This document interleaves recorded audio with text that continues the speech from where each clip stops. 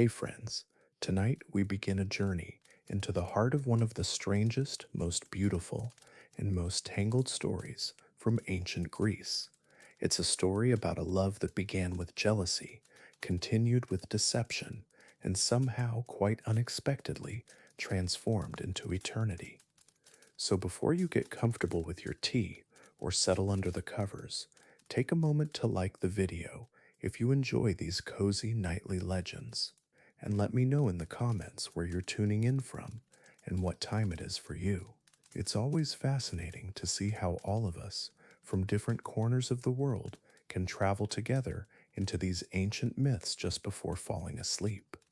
And now take a deep breath, maybe dim the bright lights, and perhaps turn on a fan for that soft background hum. Let's ease into the story of a girl so beautiful she managed to annoy the goddess of beauty herself. Of course, here is the first chapter of our new story, crafted in English as requested. Book I, The Maiden of Perpetual Spring.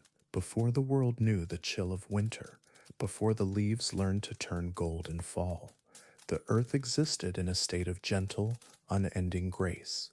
There was no frost, no biting wind, no barren fields.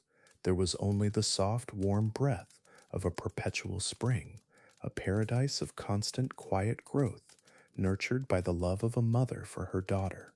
The mother was Demeter, the great goddess of the harvest, one of the original Olympians who had been saved from the belly of Cronus. She was a formidable and ancient power, the force that commanded the grain to rise from the soil and the fruit to ripen on the bough. Her moods were the seasons the world knew. When she was content, the earth flourished in abundance too. When she was pleased, the fields of wheat shimmered like a golden sea. And for a long, blissful age, she was always content, for her entire world, her entire joy, was embodied in her daughter. Her daughter was named Kore, which simply meant the maiden. Later, the world would know her by another name, a darker, more regal one. But in these sunlit days, she was simply the maiden, Persephone.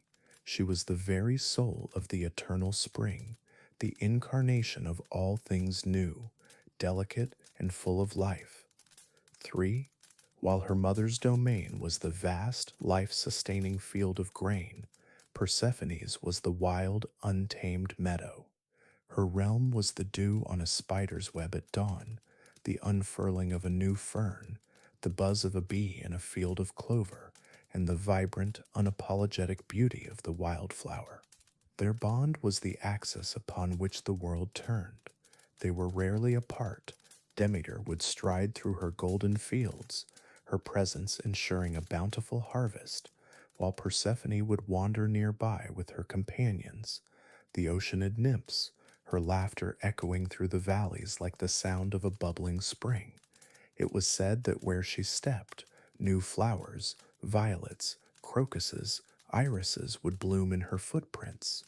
She and her friends would spend their endless, sun-drenched days weaving intricate garlands for their hair, their fingers deft and quick, chasing butterflies and telling stories under the shade of ancient olive trees. This world she inhabited was one of perfect, uncomplicated happiness. It knew no pain, no loss, no endings. Every day was a gentle continuation of the one before, a seamless tapestry of sunlight, flowers, and the reassuring presence of her powerful mother. Persephone was loved, she was safe, and she was the source of a beauty that made the entire world a garden. Yet sometimes, in the quiet moments of the late afternoon, when the sun cast long golden shadows across the meadows, a strange and nameless feeling would stir within her. As she sat weaving a crown of narcissus, she would find her gaze drifting downwards, not to the vibrant petals, but to the dark, rich soil from which they grew. She would wonder about the roots, the unseen secret world that existed beneath her feet, a world of darkness and silence that gave birth to all the beauty she knew. This feeling was not one of sadness or discontent, but a faint, quiet curiosity, a whisper in her soul that hinted at a depth she had not yet experienced. Her world was one of endless light, but she found herself wondering about the nature of shadows. She knew the warmth of the sun, but she had a strange, unformed longing to understand the cool, quiet peace of its absence. It was a part of her she did not understand, a dormant seed within her own soul, waiting for a different kind of season. But these moments were fleeting. Her nymph companions would call her name, their laughter pulling her back into the bright, immediate joy of their world. She would shake off the strange, melancholic feeling, dismissing it as a passing cloud on a perfect day. She would place the finished garland on her head, its white petals a stark and beautiful contrast to her dark flowing hair, and run to join them, her own laughter once more, making the flowers around her seem to bloom a little brighter. She would fall asleep that night in a soft bed of moss, the scent of a million blossoms in the air, under the ever watchful, ever loving gaze of her mother, content in her perfect sunlit world, with no idea that far below, in a kingdom of silence and shadow, a lonely king had already seen her. Book 2. A gaze from below. Far beneath the sun-drenched meadows and the roots of the oldest trees, there existed another world, a kingdom that was the dark and silent mirror of the one above. This was the underworld, the realm of Hades. It was not a place of fire and chaotic torment, as mortals often mistakenly whispered in their ghost stories. It was a kingdom of immense, profound, and unshakable order. It was a realm of eternal twilight, where the air was always still and cool, and the only light came from the faint, cold gleam of gemstones embedded in cavern walls and the ghostly luminescence of the pale asphodel flowers that carpeted its vast, silent fields. Silence was the true law of this land. The 5 great rivers, Styx, Acheron, Lethe, Phlegethon, and Cocytus, flowed without a sound, their dark waters carrying the forgotten sorrows and memories of the dead. The countless shades of those who had lived and died drifted through the meadows like mist, their whispers too faint for a living ear to hear. It was a kingdom of finality, of endings, of a peace so absolute it was indistinguishable from sorrow, and upon a great throne of polished black obsidian, in a cavernous hall that seemed carved from a single starless night, sat its king. Hades was not a monster or a demon. He was a god, one of the 3 great sons of Cronus, and his power was as absolute as that of his brothers. But while Zeus had claimed the bright open sky, and Poseidon the wild churning sea, Hades had drawn the short straw. He had been given the darkness, the silence, the end of all things. He ruled his vast silent kingdom with a grim and unwavering sense of duty. He was a just king, ensuring the laws of his realm were upheld, but his justice was as cold and unyielding as the bedrock of his kingdom. For eons, he had ruled alone. His brothers on Olympus filled their halls with laughter, drama, and the chaos of their endless affairs. Poseidon had his sea nymphs, their forms as fluid and beautiful as the currents they inhabited. But Hades had only the company of silent shades and grim-faced judges. His palace was filled with all the wealth of the earth. Veins of gold and silver ran through his walls, and mountains of diamonds and rubies lay in his vaults. But these cold, dead treasures brought him no joy. His existence was one of profound, cosmic loneliness. He was a king with 1 billion subjects, yet he had no one to speak to. He was a master of a domain that held all the souls who had ever loved, yet he himself had never known it. Sometimes he would leave his dark throne and walk to a place in his kingdom known only to him. It was a quiet grotto where a pool of water, fed by the river Mnemosyne, the river of memory, allowed him to look upon the world above. The pool did not show clear images, but rather impressions, feelings, colors, a chaotic, vibrant blur of life that was utterly alien to his own ordered monochrome existence. He would watch the blinding glare of the sun, the violent clash of mortal wars, the frantic, fleeting passions of humankind, and feel nothing but a distant, weary detachment. It was another world, and it was not for him. But one day, as he gazed into the pool, a vision appeared that was clearer and more vibrant than any he had ever seen. It was an image of a sunlit meadow, so bright it hurt his ancient eyes. He saw a whirlwind of color, blues, yellows, purples, and in the center of it all, he saw her. He did not know her name, only that she was the embodiment of everything his world was not. She moved with a grace that seemed to make the very air around her dance. Her laughter, a sound he could not truly hear, but could feel as a ripple in the pool, seemed to make the flowers themselves turn their heads. She was a being of pure, unadulterated life, a walking, breathing piece of the spring sun. Hades, the god who had been unmoved by the tragedies and triumphs of ages, felt a strange and powerful stirring in his ancient, still heart. It was not lust, not the fleeting desire his brother Zeus felt for his conquests. It was something deeper, a profound and aching longing. He saw in her the answer to his eternal solitude. She was the one living, blooming thing that could bring light and warmth to his cold, silent kingdom. In that moment, his eons of loneliness crystallized into a single overwhelming desire. He had to have her. He knew that wooing her was impossible. How could a maiden of sunlight and flowers ever choose a king of shadows and dust? And more than that, he knew of her mother, Demeter, the fierce and powerful goddess of the harvest, who guarded her daughter with a love so possessive it left no room for any other. Demeter would never consent.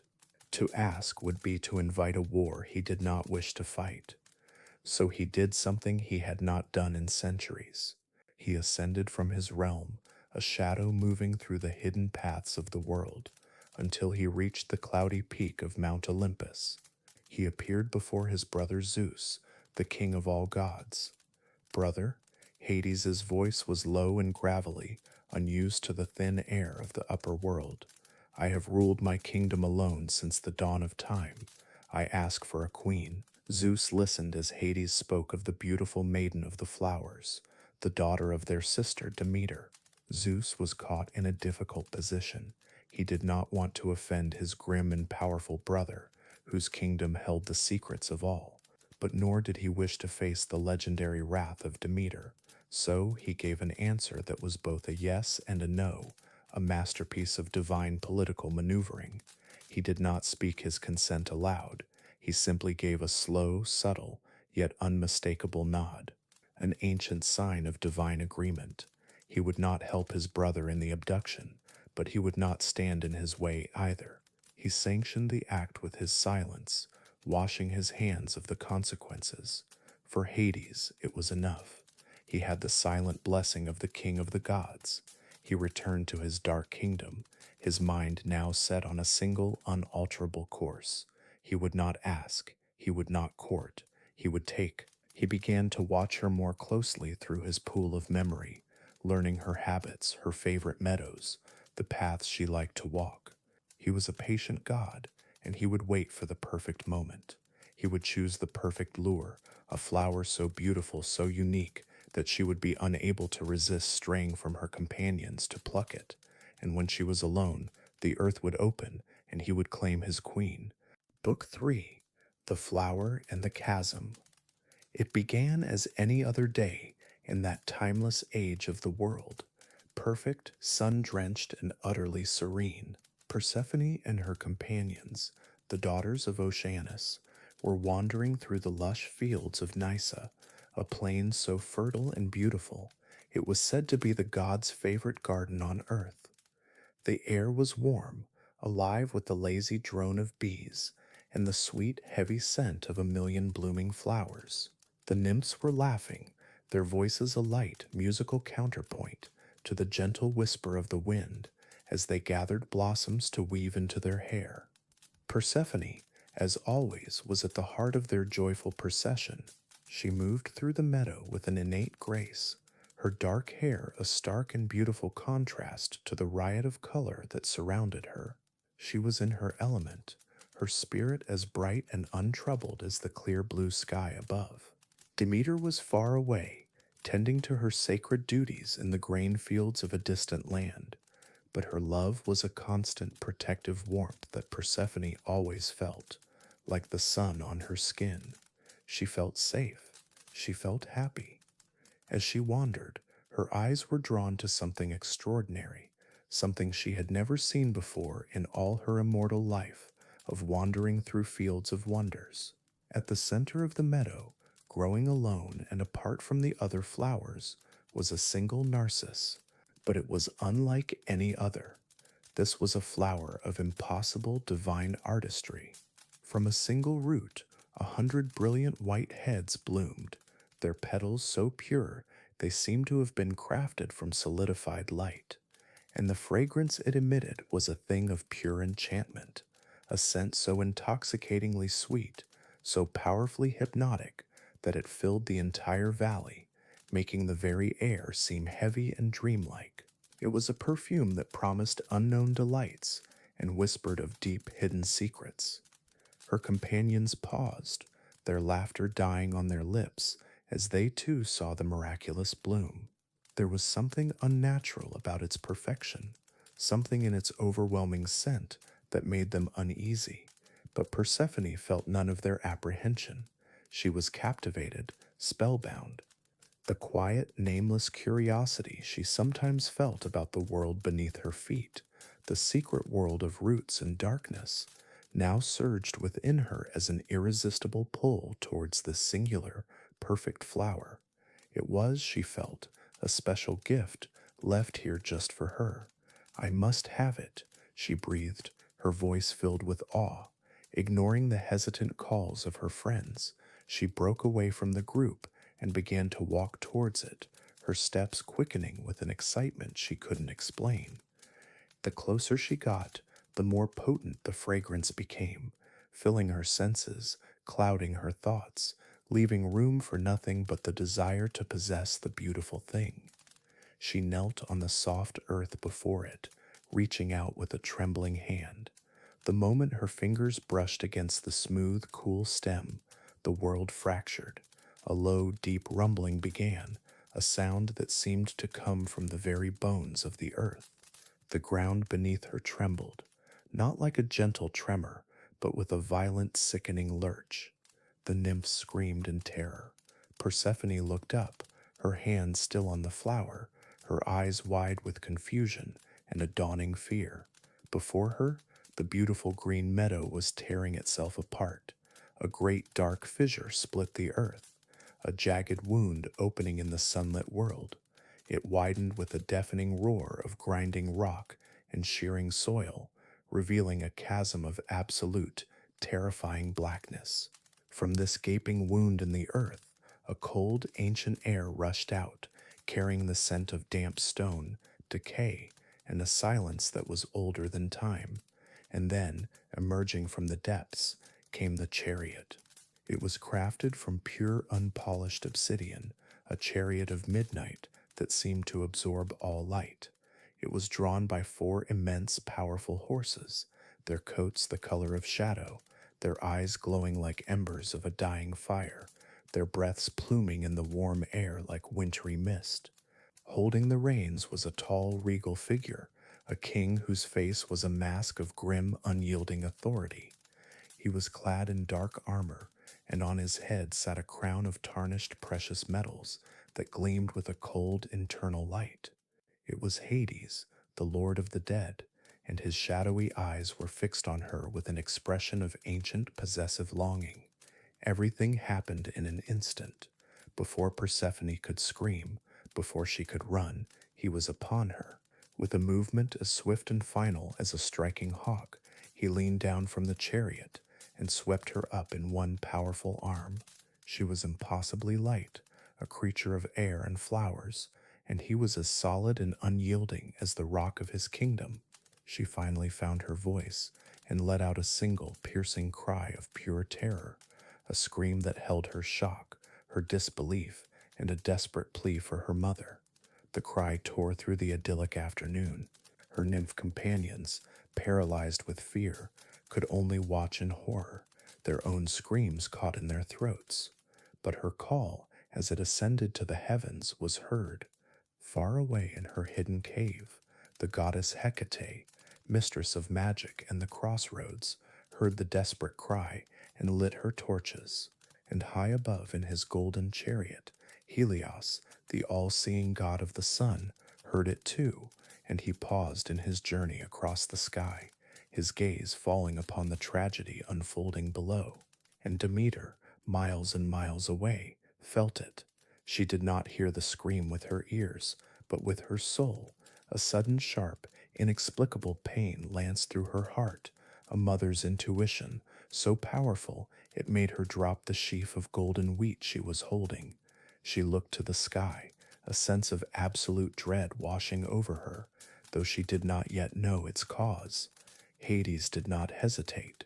Holding the struggling, terrified Persephone tight against him, he turned his fearsome horses and drove the dark chariot straight back towards the gaping chasm.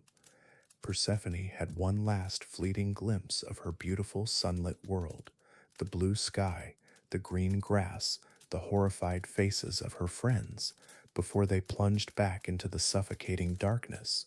The roar of the earth was deafening as the chasm began to close above them. The last sliver of golden sunlight was extinguished, and she was left in absolute blackness, the cold of the underworld seeping into her bones. On the surface, the wound in the earth sealed itself, leaving behind no scar, no trace of the violence that had just occurred. The meadow was silent once more. The impossible Narcissus had vanished. The nymphs were weeping hysterically, and Persephone was gone. The heart of the eternal spring had been torn from the world, and the earth in its blissful ignorance did not yet know that a long, cold, and bitter winter was about to begin. Book 4, The Grieving Earth. The sharp psychic pain that had struck Demeter in her distant fields did not fade. Instead, it grew, blossoming from a sudden pang into a deep, unending ache in the center of her being. The invisible thread of light and warmth that had always connected her to her daughter, a bond as real as any physical thing, had been severed. In its place was a cold, terrifying void. A mother's intuition, the most ancient and powerful magic in the cosmos, told her that something was terribly, irrevocably wrong. Abandoning her sacred duties without a second thought, she began to move across the earth, her speed that of a falling star. She did not rest, her mind fixed on a single destination, the fields of Nysa, the last place she had seen her daughter laughing in the sun. The scene that greeted her was one of chaos and despair. The idyllic meadow was trampled and disturbed. The air, once so full of joy, was thick with fear. She found Persephone's nymph companions huddled together, their faces pale with shock, their words a torrent of incoherent, weeping fragments. They spoke of an impossible flower, of the ground trembling, of a terrible roar from beneath the earth. They mentioned a dark chariot, shadowy horses, and a fearsome king, but their descriptions were so colored by terror that they sounded like a shared nightmare rather than a real event. One thing, however, was chillingly clear.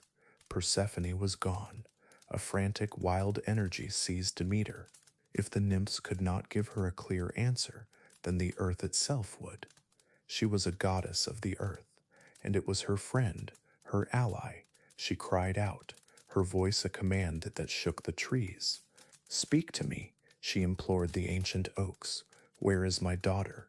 But the trees remained silent, their leaves rustling with a sorrowful, evasive whisper. She knelt and pressed her hands to the ground. "Tell me, Gaia, great mother," she begged, "what have you seen?" But the soil beneath her fingers was cold and unresponsive. She questioned the beasts of the field and the birds of the air, but they averted their eyes and fled from her presence, a strange fear preventing them from speaking the truth. The world, her own domain, was keeping a secret from her, and her heart began to fill with the cold dread of betrayal. And so began her great and terrible search. For 9 days and 9 nights she did not rest. She did not taste the divine nectar of Olympus, nor did she eat a single crumb of ambrosia. She did not bathe in the sacred springs. She let her golden hair, usually so neatly braided, hang loose and unkempt. In each hand she held a great blazing torch, and with their light she scoured every corner of the earth, her frantic grieving cries echoing through the mountains and valleys. Core, my core.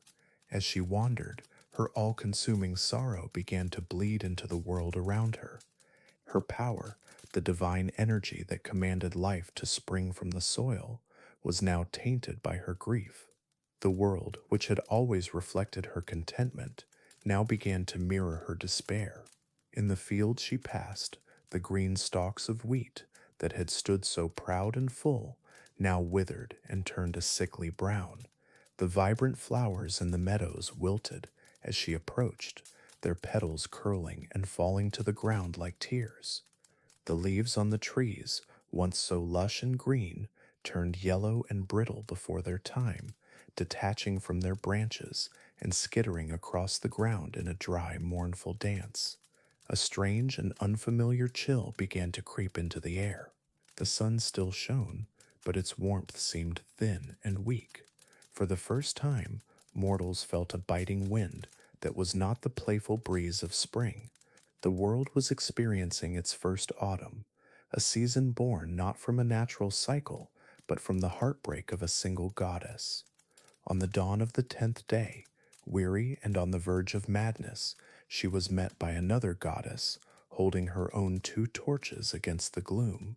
It was Hecate, the mysterious goddess of magic, and the crossroads, whose vision penetrates the veil between worlds. Great Demeter, Hecate said, her voice a respectful whisper, I cannot tell you where your daughter is, for I did not see who took her, but as I sat in my cave, I heard her cry. It was the sound of a heart being torn. There is only one who could have seen what happened, one whose eyes see all that passes between the earth and the sky. You must speak to Helios. A flicker of hope, the first in 10 agonizing days, ignited in Demeter's heart. She immediately journeyed to the far eastern and western edges of the world, where the sun god began and ended his daily ride. She intercepted him as he was putting his fiery horses to rest for the evening. Helios, she cried, her voice raw with desperation, you see all things. If you have any pity for a grieving mother, tell me the truth. Who has stolen my child? The sun god averted his radiant gaze, for he was reluctant to speak. He knew the truth would only bring more pain, but he could not deny the plea of the great Earth Mother. He sighed, a sound like the last embers of a dying fire. Goddess, you have a right to know, he said, his voice heavy.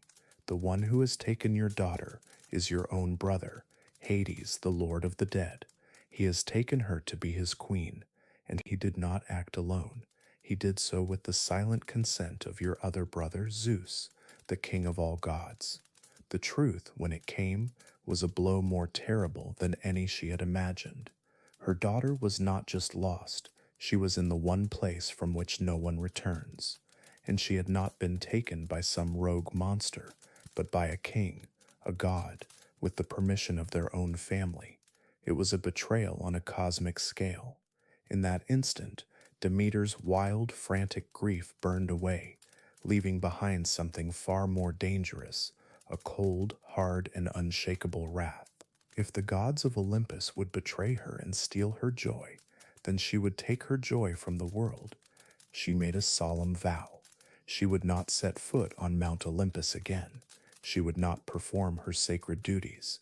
She would not allow a single seed to sprout, a single blade of grass to grow, until her daughter was returned to her. She let her divine radiance fade, cloaking herself in the guise of a weary old mortal woman. She then abandoned the world of the gods entirely and began to wander the earth, not in search, but in exile. and as she walked, the first winter fell upon the world. The chill in the air deepened into a biting frost. The fields became barren expanses of frozen mud. The trees stood like skeletons against a gray, merciless sky. The rivers grew sluggish and began to freeze at their edges. The mortals, their harvests failing, began to starve. The earth was now a perfect reflection of Demeter's heart, cold, barren, and weeping. And on Olympus, the gods, their altars now bare of sacrifices from dying humans, finally began to understand the catastrophic power of a mother's grief. Book 5, The Kingdom of Silence. The fall from the world of light was a sensation of pure, terrifying speed. The roar of the closing earth above was the last sound Persephone heard, before a profound and absolute silence took its place.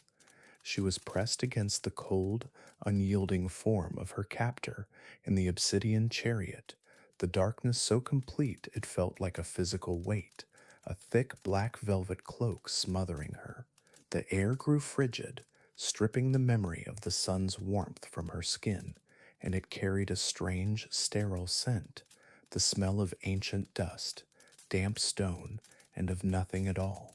It was the scent of a world without life, without decay, without change. The descent seemed to last an eternity. When the chariot finally slowed, its wheels rolling silently onto a smooth, hard surface, Persephone's eyes had adjusted enough to perceive a dim, gray twilight. She was not in a fiery pit of torment, but in a vast, cavernous realm of breathtaking, desolate majesty. Above her, the cavern ceiling was so high it was lost in shadow, but veins of silver and pale, cold gems glittered faintly like a starfield of dead suns. They were in a grand courtyard before a palace of impossible scale, a structure carved from a single piece of black, light-absorbing stone.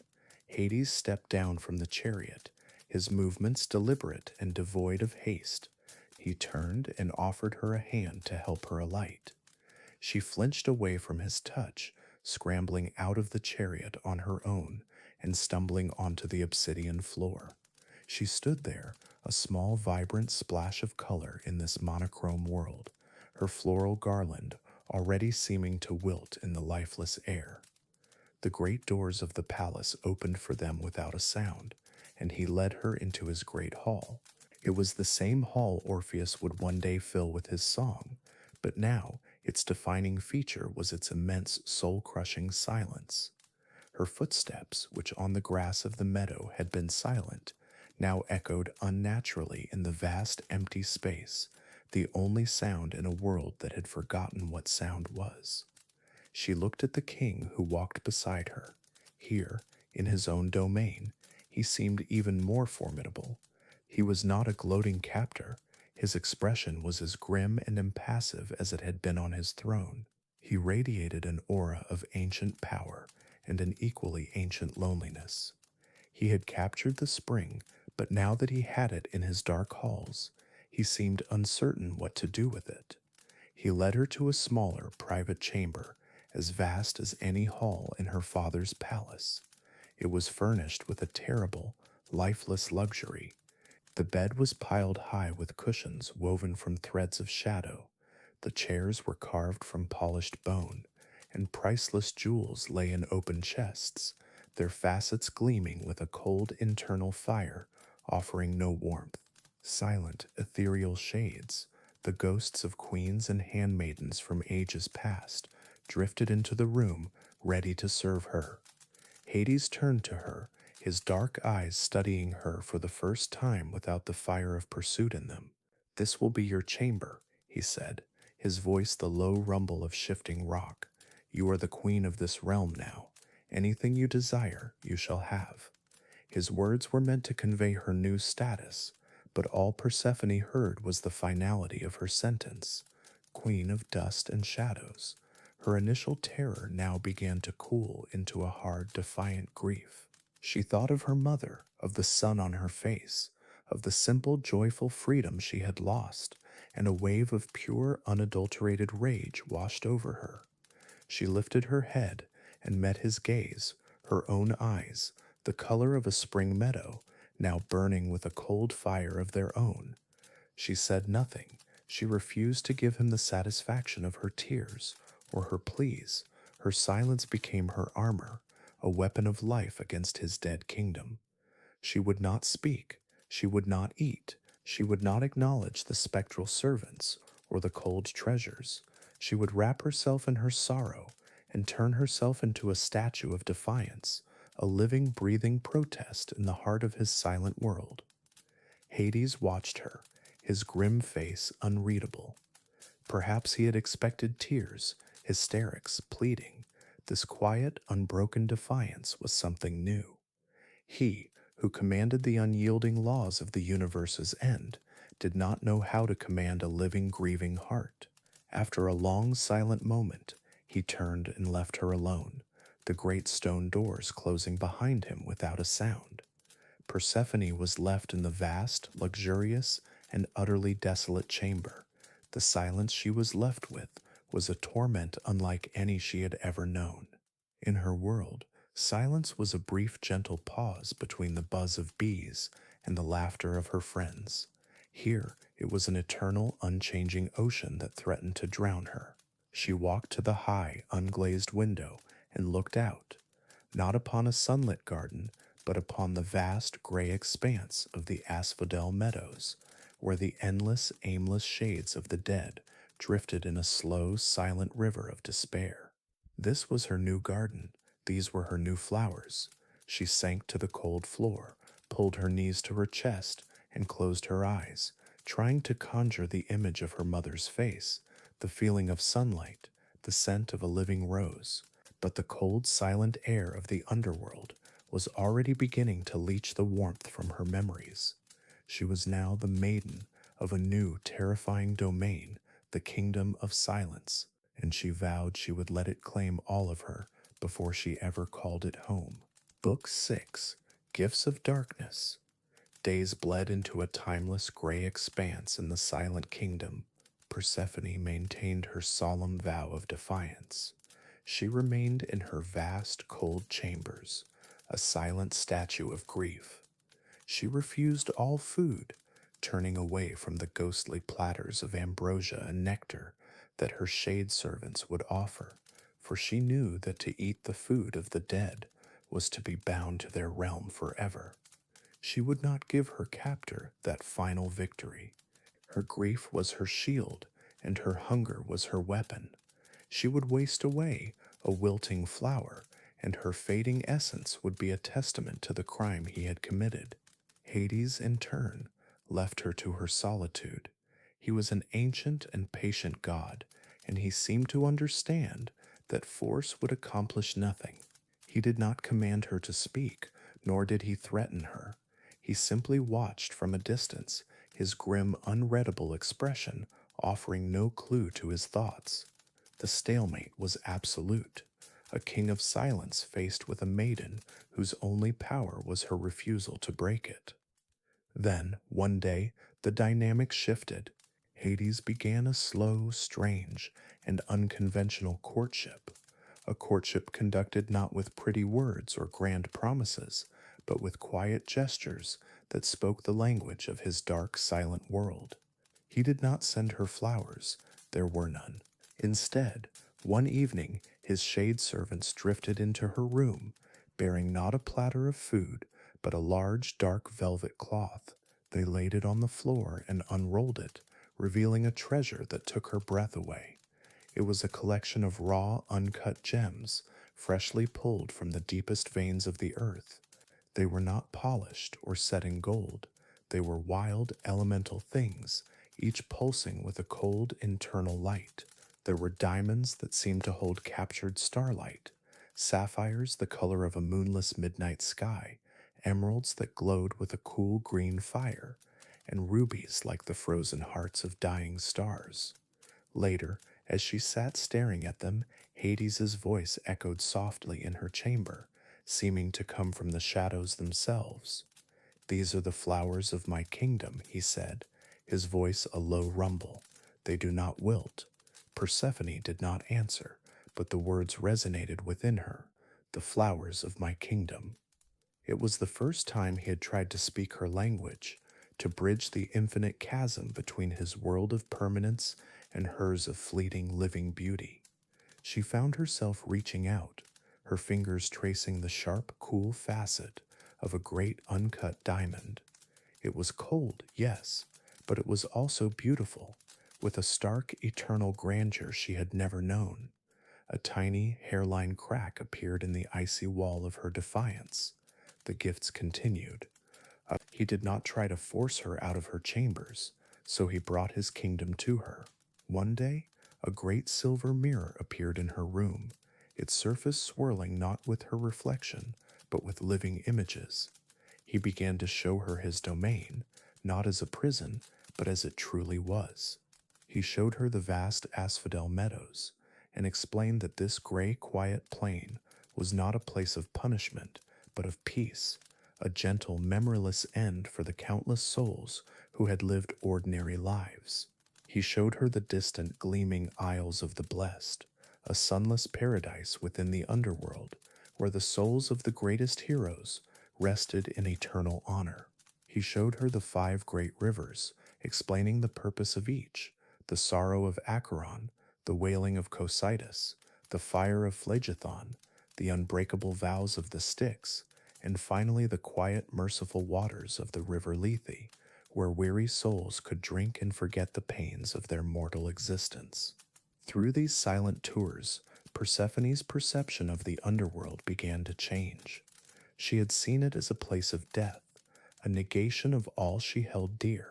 Now she began to see it as a place of immense, complex, and necessary order. She saw that Hades was not merely her captor, he was the tireless administrator of the end of all things, a king ruling over a kingdom of quiet necessity with a profound, solemn justice. Her pure, hot hatred began to cool, replaced by a grudging understanding and at times a flicker of something she could almost mistake for empathy. She began to comprehend the true crushing scale of his eternal, lonely task. One evening, he appeared in her doorway himself for the first time since her arrival. He did not speak, but simply gestured for her to follow him. Hesitantly, driven by a curiosity that was now stronger than her grief, she did. He led her through silent, winding corridors to a part of the palace she had never seen, a hidden grotto deep within the obsidian foundations. It was a garden. There were no flowers, no green leaves, but it was a garden nonetheless. The floor was covered in soft, phosphorescent moss that cast a gentle blue-green light. Great, strange mushrooms grew in elegant clusters, their caps patterned with glowing silvery specks. And from the walls of the grotto, huge, luminous crystals grew in breathtaking formations, their faint internal light pulsing softly like sleeping hearts. The air was cool and still, and the only sound was the faint musical dripping of water into a dark, quiet pool at the center of the grotto. It was beautiful, a strange, eerie, and utterly silent kind of beautiful. Even in the deepest darkness, Hades said, his voice softer than she had ever heard it, "There is a kind of life, a different kind. This garden is yours, Persephone, a place for you to walk." He left her there. Persephone stood alone in her silent, glowing garden of shadow and light. She had still not spoken a word to him. She had still not taken a bite of food, but something fundamental within her had shifted. She was no longer just a captive mourning the sun. She was a witness to a world of deep, hidden mysteries. Slowly, she reached out her hand and let her fingertips brush against the cool, glowing surface of a great crystal. It was the first time she had willingly touched anything in this realm. The war of wills was not over, but the nature of the battle had changed forever. Her role was slowly, imperceptibly, shifting from that of a prisoner to that of a queen. Book 7, The Pomegranate Seed. Time, in the underworld, did not pass. It was a still, deep ocean, and Persephone floated within it. Her days, if they could be called days, found a new, quiet rhythm. She spent most of her long, silent hours in the glowing grotto Hades had made for her. It was the one place in his vast dark kingdom that felt like hers, a sanctuary of cold light and silent, unearthly life. Her initial fierce defiance, the one that had been a burning fire in her chest, had cooled into a deep, thoughtful melancholy. She was no longer just a prisoner of war, but a reluctant observer, a student of the silent, intricate workings of the end of all things. Yet, as her mind began to adapt, her body began to fail. She was a goddess, but one whose very essence was tied to the life of the sunlit world, a life sustained by growth and sustenance. Her long fast was taking its toll. The vibrant, living light that had always seemed to radiate from her skin was growing dimmer. Her steps were slower, her thoughts sometimes adrift in a fog of weakness. The hunger was no longer a sharp pang of defiance, but a deep, gnawing emptiness that seemed to be consuming her from within. It was not just a physical craving, it was a soul-deep hunger for the substance of life itself, and its absence was slowly turning her into a shade, like all the others that drifted through her husband's kingdom. Hades watched this slow fading, and his impassive, grim expression seemed to tighten. He continued his patient, silent approach. He knew now that she would never eat the ambrosia or drink the nectar of the gods, for that was the food of Olympus, the world of the family that had betrayed her. To win her, to save her, he had to offer her something that was uniquely of his own realm. One evening, as she sat on the soft, glowing moss in her garden, he entered, not with a procession of shades, but alone. In his hands he held not a golden platter, but a single piece of fruit. It was a pomegranate.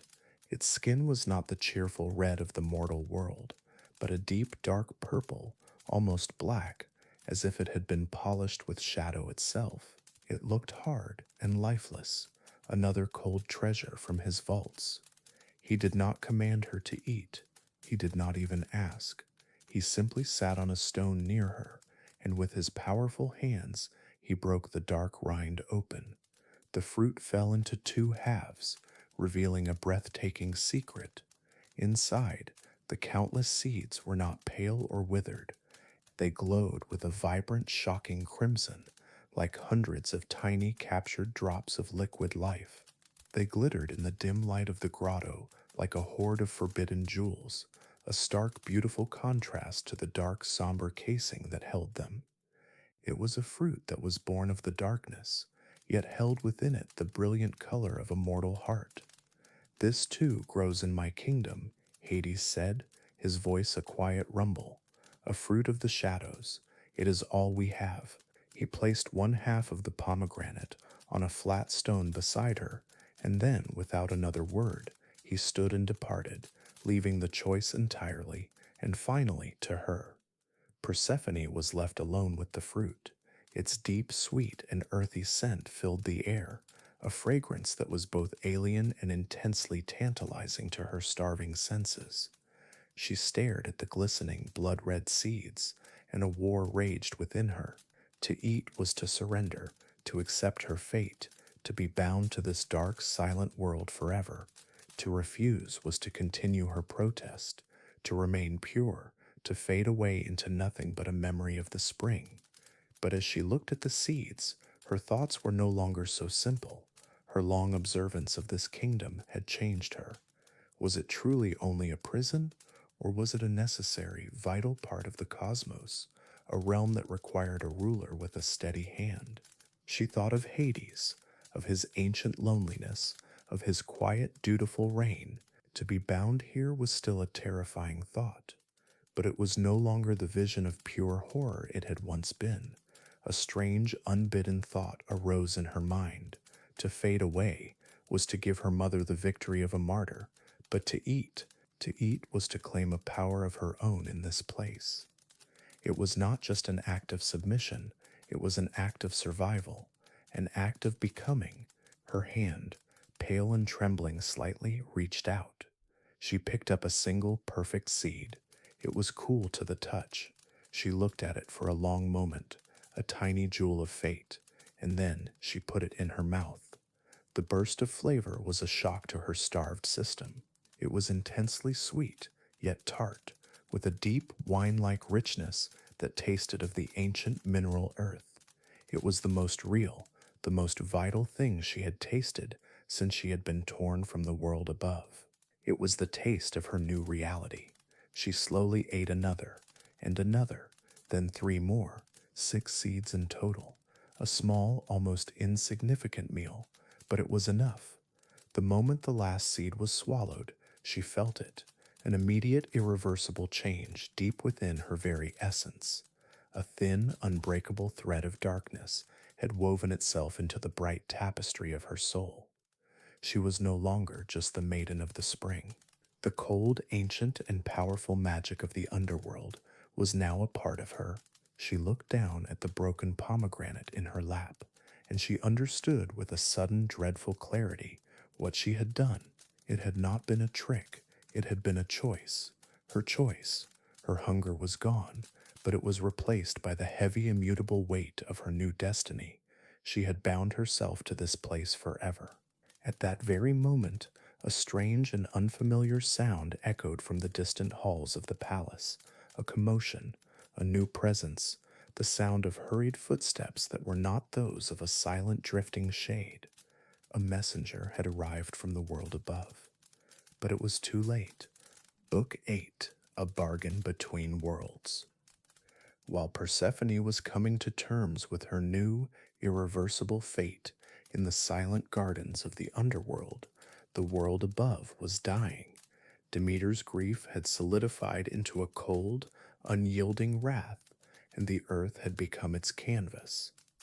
The first autumn had bled into the first winter, a season of brutal, unrelenting cold, the likes of which mortals had never known. The fields, once golden with wheat, were now barren plains of frozen, cracked mud. The trees stood as gaunt skeletons against a perpetually gray sky. Rivers froze solid, and a strange, sorrowful silence fell over the land, as birds fell from the sky and beasts starved in the forests. For mortals, it was a catastrophe. Famine swept through the kingdoms of men, the plows rusted in the fields, and the seed corn refused to sprout.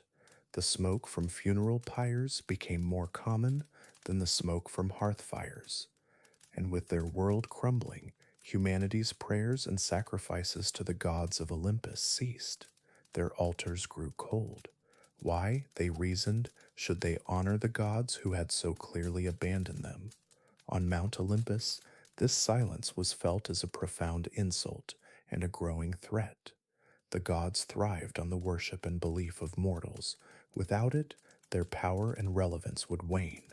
Zeus, who had been content to ignore the squabble between his brother and sister, could no longer afford to do so. His hand was forced, not by fatherly concern or a sense of justice, but by the cold, hard pragmatism of a king whose kingdom was on the verge of collapse. 1. He first attempted diplomacy with his grieving sister. He sent Iris, the rainbow-footed messenger, to the new temple Demeter had established for herself at Eleusis, where she dwelled in the guise of an old woman. Iris pleaded with her, offering splendid gifts and a restoration of her honors on Olympus. Demeter refused to even look at her, her gaze fixed on the barren earth. "There will be no gifts, no honors, and no growth," she said, her voice hollow, "until I see my daughter with my own eyes." Frustrated, Zeus sent the other gods, one by one. Apollo came with his shining lyre, promising songs of glory. Aphrodite came with her magical girdle, promising joy and love. But they all returned to Olympus defeated. Demeter's will was as frozen and unyielding as the land she had blighted. Realizing that persuasion had failed, Zeus understood he had only one path left. He had to negotiate with the king of the underworld himself. For this delicate and crucial mission, he summoned the one god who could travel freely between the three realms, the master of diplomacy, speed, and cunning, his son Hermes too, with his winged sandals laced and his caduceus staff in hand. Hermes stood before his father's throne. 3. The command was clear: descend to the dark realm, find Hades, and inform him that the king of the gods commands the release of Persephone. He was to explain the dire situation on earth and make it clear that this was no longer a family dispute, but a cosmic crisis that threatened them all. Hermes' descent was nothing like the tortured journeys of the mortals who had come before him. He was a god, and the underworld knew him. He flew down the dark passage like a falling star, the shades of the dead parting before him. He did not need to pay the ferryman or placate the hound. They recognized a messenger of the king and allowed him to pass unchallenged. He arrived in the great silent hall of the obsidian palace and found Hades and Persephone seated on their two thrones. Hades sat as he always did, a figure of grim authority, but the Persephone who sat beside him was not the weeping, defiant girl who had first arrived. A quiet, regal dignity had settled upon her. Her eyes held a deep, melancholic wisdom, and she wore the crown of the underworld, not as a prisoner, but as a queen. Hermes bowed respectfully before them, his bright, energetic presence a stark contrast to the gloom of the hall. Greetings, Lord of the Dead and noble queen, he began, his voice smooth and persuasive. I come as a messenger from the All-Father, Zeus. He has seen the plight of the world above. Demeter, in her endless grief, has sworn to let the earth remain barren forever, destroying the race of mortals and depriving the gods of their honors. Zeus commands that you release your lovely bride, so her mother may see her, and her anger may be soothed, and life may return to the world. Hades listened, his expression unreadable, but a dark anger smoldered in his eyes. He had taken the girl with Zeus's own silent blessing, and now that same brother was commanding him to give her up. It was a betrayal. Yet he was also a king who understood the delicate balance of the cosmos. He could not defy a direct command from Olympus when the entire mortal world hung in the balance.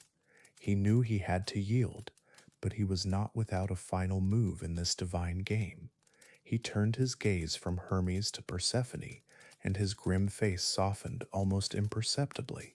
My queen, he said, his voice quiet, since you have a longing to see your mother, and since the great Zeus has commanded it, you may return to the world of light.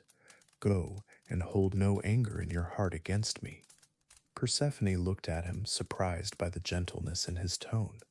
Hope, a feeling she thought she had forgotten, surged within her. But, Hades continued, his voice still quiet and calm, before you begin your long journey, you must be hungry. You have refused all food at my table. At least take a small taste of something, lest you faint on the path. Share with me a single fruit as a token of our time together. He gestured, and a shade brought forward a pomegranate, its dark skin broken, revealing the 6 glistening blood-red seeds that remained inside. It was the same fruit from her garden. A profound sense of dread washed over Persephone. Before she could answer, Hades spoke again, his eyes now fixed on Hermes. The ancient law is absolute, is it not, messenger? That any soul, mortal or divine, who tastes the food of this kingdom must forever remain a part of it. Hermes's confident expression faltered. He saw the trap. Hades turned his gaze back to Persephone, his question now a quiet, final checkmate. Tell us, my queen, have you eaten anything in my realm? The entire underworld seemed to hold its breath. Persephone looked from the expectant face of Hermes to the grim, knowing face of her husband. She was a queen in this realm, and a queen could not lie. The unyielding truth of this kingdom bound her as tightly as any chain. I have, she said, her voice barely a whisper, but it echoed in the silent hall like a death knell for her mother's hopes. When I was alone in my garden, I ate 6 seeds of a pomegranate. A grim, triumphant finality settled on Hades's face. The negotiation was over. Hermes understood with a sinking heart that his mission had failed, or at least had become infinitely more complex. A full return was now impossible.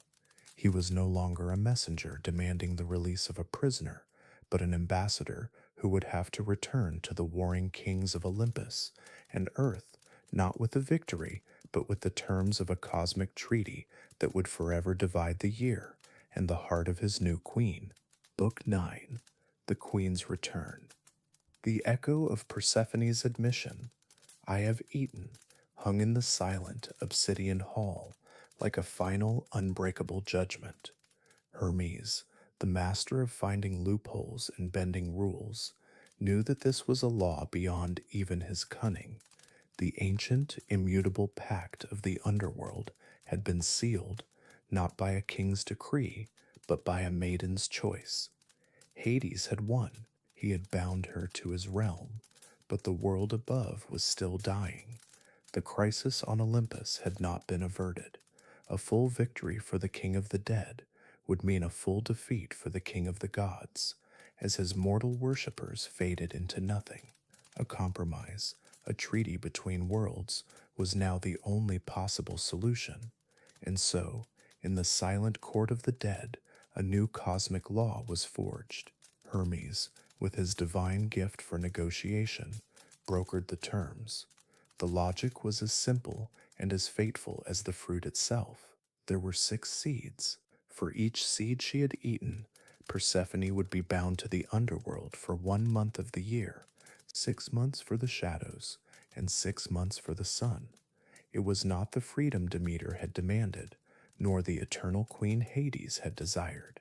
It was a balance, a shared destiny that would forever tie the world of the living to the world of the dead. Hades, his claim now eternally legitimized, agreed. His victory was incomplete, but it was permanent. He would not have his queen for all the year, but he would never lose her entirely. The journey back to the surface was a stark contrast to the violent descent. Hades himself commanded his dark chariot, but this time he sat beside Persephone, not as a captor, but as a king escorting his queen. She was no longer a weeping, struggling captive, but a quiet, regal figure, her expression holding a new, complex depth. Hermes flew ahead, a glimmering star of gold to light their path up through the winding darkness. When they reached the threshold, the dark chasm that separated his realm from hers, Hades brought the chariot to a halt. He did not touch her, but his gaze held a new and strange emotion, not just the possessive longing of before, but a quiet, somber respect. "Your kingdom awaits, my queen," he said, and she, for the first time, met his gaze without fear or hatred, but with a cool, knowing understanding. She gave him a single slow nod, an acknowledgment of their shared eternal fate. Then she stepped out of the chariot and followed Hermes up the final path towards the distant pinprick of light. On the surface of the earth, Demeter kept her lonely vigil. She sat in her temple at Eleusis, a goddess cloaked in the guise of a grieving old woman, her eyes fixed on the frozen, lifeless land. Her heart was a stone of winter, her power held in a deadlock of sorrow and rage.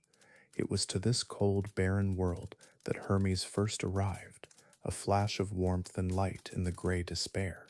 "Great Demeter," he called, his voice a welcome sound in the dead silence. "End your sorrow. Your daughter lives, and she is returning to you." For the first time in months, a flicker of life returned to Demeter's eyes. A wave of pure, incredulous joy washed over her, and she stood, her divine form beginning to shine through her mortal disguise. But her joy was cut short, as Hermes quickly explained the full terms of the bargain. "She has eaten the food of the dead," he said gently. "She is bound to the law. She will be with you, but only for half the year." The joy on Demeter's face was instantly tempered by a fresh wave of grief and anger. She had won, but she had not. It was an incomplete victory, a wound that would reopen every year for eternity. But it was better than the alternative. Her daughter was coming home, as Persephone finally stepped out of the cave's mouth and into the world of the living. The earth, which had been in a state of suspended death, felt the return of its maiden. The very air, once so thin and biting, grew warmer. The moment her foot touched the frozen soil, a miracle began. A thaw radiated outward from where she stood. The thick frost on the ground began to melt, revealing the dormant brown earth beneath. And where she took her first step, a single courageous blade of green grass pushed its way through the cold mud. As she began to walk towards her mother, a wave of life followed in her wake. The skeletal, barren trees she passed suddenly began to swell with buds. The frozen rivers groaned, and the ice began to crack, releasing the flowing water beneath. The first snowdrops and crocuses, flowers of the early spring, bravely pushed their heads through the softening soil, turning the brown landscape into a carpet of white and purple. The sun, as if finally given permission, broke through the heavy gray cloud cover, its warm golden rays spilling over the world for the first time in an age. Demeter ran to meet her, her disguise of an old woman burning away to reveal the radiant, powerful goddess beneath. They met in the center of the reawakening field and embraced a collision of sorrow and relief. It was a reunion of profound love, but it was also bittersweet. Demeter held her daughter, breathing in the familiar scent of flowers and life, but she knew, with an ache in her heart, that she was only holding her for a time. As their joy spread, Demeter finally released her hold on the earth. She allowed her power to flow once more, and the first true spring in a year began to unfold across the land. But she accepted the terms of the treaty. She decreed that for the 6 months her daughter was with her, the earth would celebrate with abundance and warmth the seasons of spring and summer. But for the 6 months Persephone was below, Demeter would mourn her absence. She would withdraw her gifts, and the world would once again grow cold and dark, falling into the slumber of autumn and winter.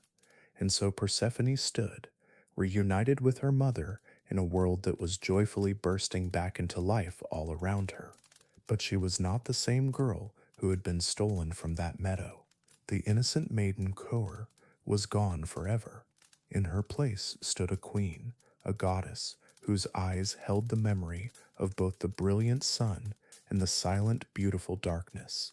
She was now the mistress of 2 kingdoms, a bridge between 2 worlds, a living embodiment of the eternal, heartbreaking, and beautiful cycle of life, death, and rebirth.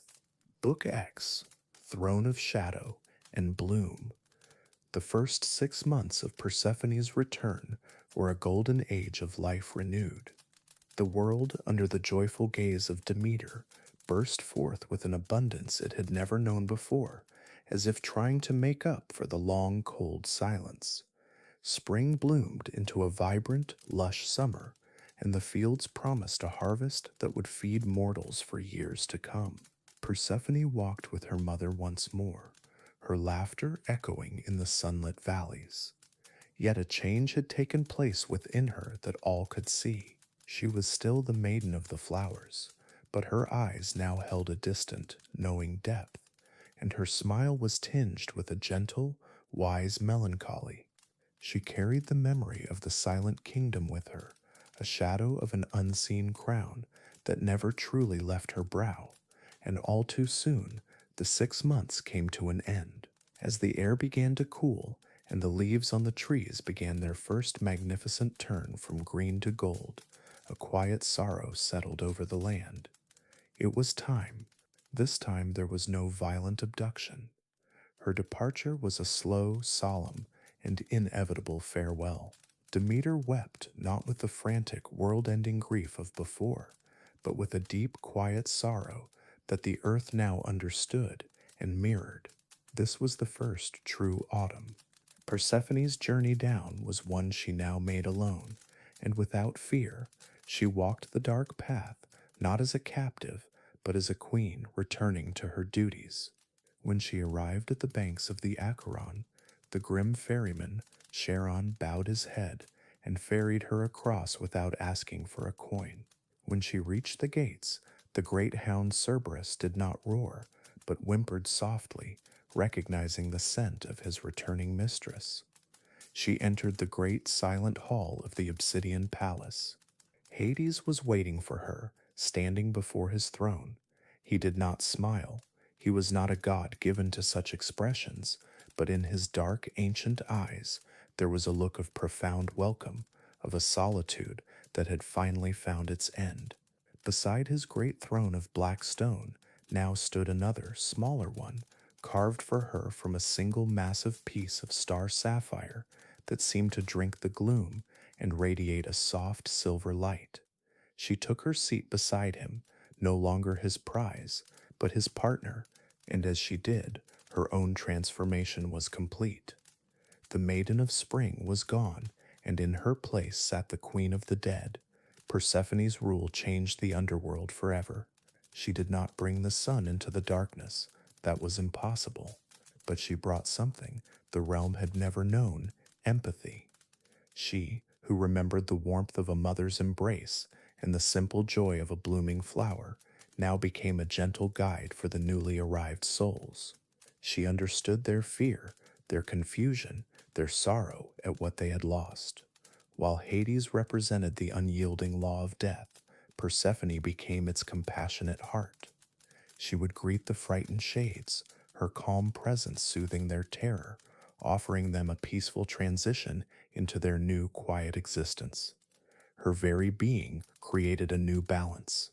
Mortals on earth, who had once prayed to Hades only in fear and desperation, now began to whisper prayers to Persephone. They prayed for merciful passage for their loved ones, for a gentle hand to guide them through the final darkness. She became revered in her own right, a goddess of both dread and comfort, the one who understood the final mystery because she had lived on both sides of the veil. Her relationship with Hades deepened, evolving into a partnership of unique and formidable power. It was not the passionate, chaotic love of Zeus and Hera.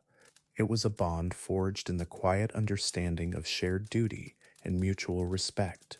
He was the unchangeable foundation of his kingdom. She was the memory of life that gave it meaning. He was the silence. She was the beautiful, melancholic echo that now filled it. Together, they ruled with a justice that was both absolute and compassionate, and so the great cycle of the world was born from her dual destiny.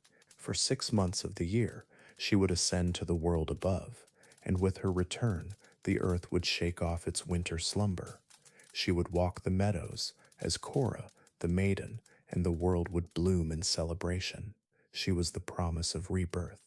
But when the harvest was gathered and the leaves began to fall, she would descend once more to take her place on her sapphire throne. She would become Persephone, the dread queen, the majestic and solemn ruler of shades, and she was the promise of peaceful rest. She was no longer just the daughter of Demeter, nor simply the wife of Hades. She had become a goddess far more complex and profound than either. She was the living bridge between two worlds, the embodiment of the universe's most sacred and heartbreaking truth, that life is all the more beautiful because it must end, that joy is all the more precious because it is balanced by sorrow, and that even in the deepest, coldest darkness, a seed of life remains, silently waiting for its season to return.